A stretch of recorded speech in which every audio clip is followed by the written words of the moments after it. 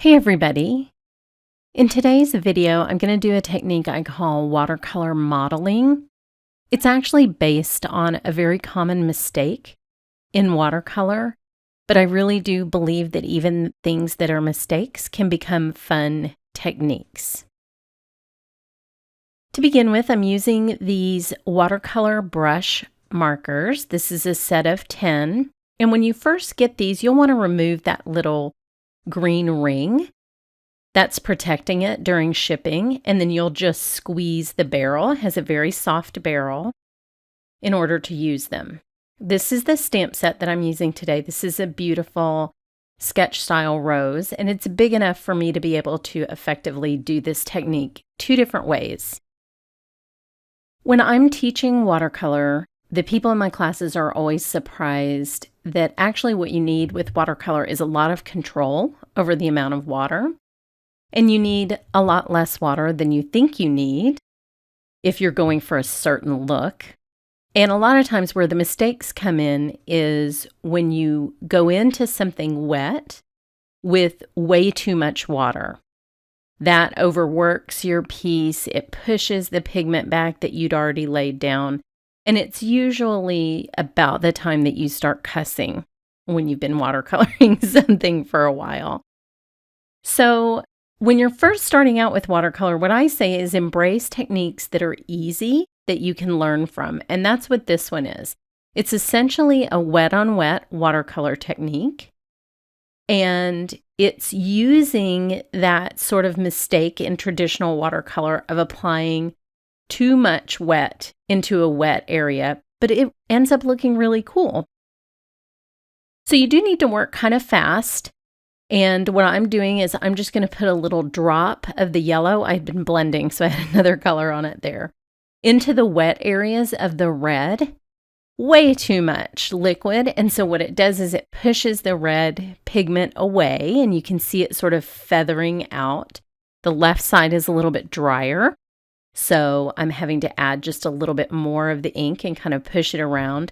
But see that spreading sort of cell effect that you get? You would hate this if you were working on a sky, but it's beautiful for a really dramatic background. So you can always learn, even from things that seem like mistakes, and you can almost always turn them into something really beautiful that you're doing deliberately. So that's what I'm doing here today. So this nice, bright, happy sort of mottled background is a good contrast to this sketch style of rose because the background is very splashy and grungy, and the rose is a little bit more controlled and sort of modern looking. I think it's a fun pairing. And I will show you one other project with this where I'm actually coloring inside the rose. So I'm going to add a little bit of red around one side of the rose, again to give a wet foundation for this Persian blue shadow that I'm going to add. And I'm not going to add much of one. I just wanted to give it a little bit of dimension since really all I'm working on is the background here. And I'm sorry, I'm jiggling my leg, so I think I'm jiggling the table a little bit. Sorry about that. That is a bad habit that I have when I'm filming. So when I add the Persian blue on top of the red that's just wet around the edges of the rose, it feathers out as well and becomes sort of a better little drop shadow. Now I blotted some of the puddled yellow ink, and that made the contrast even better in the background because it lifted some of the pigment as well as drying it a little bit. So this is super fun. You can do this with any watercolor medium. So if it's meant for watercoloring, you can get this look. The only thing you can't do it with is just a traditional porous point marker because you can't get enough of the water media onto your paper like I'm doing here. That's what's nice about having a flexible watercolor marker is I can force whatever quantity of liquid media onto the paper that I want. So that's a definite advantage, but you can also do it with other liquid watercolors and or pan watercolor that you've added water to. So I'm going to do exactly inside the rose. But what I'll do is I'll go petal to petal, modeling each small area. That ensures that the area I'm working on is going to be wet, so that I'll get the maximum effect from dropping the yellow in and just get those little highlights. This is fun if you're new to watercolor, because you don't have to worry about blending and you don't have to worry about technique. All you're doing is just dropping wet color into wet color, and it's a good way to sort of get your feet wet. I can do the center of this flower as one big area. Instead of doing one small petal at a time, I can get the effect over this whole round area because it's small enough that I can keep it wet. And I actually had squeezed out some of that yellow onto the mat, and every now and then you'll see me, I can still pick it back up with that brush. And this is a fun format for that. So I'm skipping a petal in between just so that I don't draw the other pigment into the newly wet area.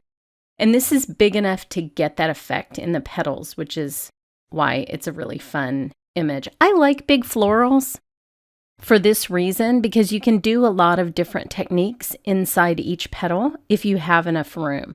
You can also do fun things like my stamp etching technique, anything you want really, as long as you have the real estate to do it. So I'll go around the edges. These longer petals, you just have to work a little bit faster because you have more distance to cover while it's still wet. And that is a ton of fun. You can see as it dries, it will lighten up. Most watercolor mediums do. And that's when the modeling really becomes more apparent and appealing. When I had first done that background, when I was filming this, I actually was thinking I was going to cut that out because I thought I didn't like it at the time. And when it dried, after I colored the rose, I was like, wait a minute, this is pretty darn cool. So I left it in for you. That is how I work. A lot of times I have to walk away from something in order to be friends with it again. Because for whatever reason, when you're going through the process of creating art, you're a little bit too close to it to be objective. A second opinion is always good too, but I find that just distance from whatever I've created for a while, just go do something else, really helps me be more honest about whether or not that was an effective project or technique. So I took it off the cutting room floor and left it in. Now I'm finishing up this last petal, so I'll take it off fast forward so you can see it in real time. The other kind of sneaky fun thing about this as a watercolor technique is that it's really fast. If I were actually watercoloring this flower, I am thinking it would have taken me a good 2 hours. So enjoy this technique. Head over to some information on a giveaway and for more inspiration. And thanks so much for watching.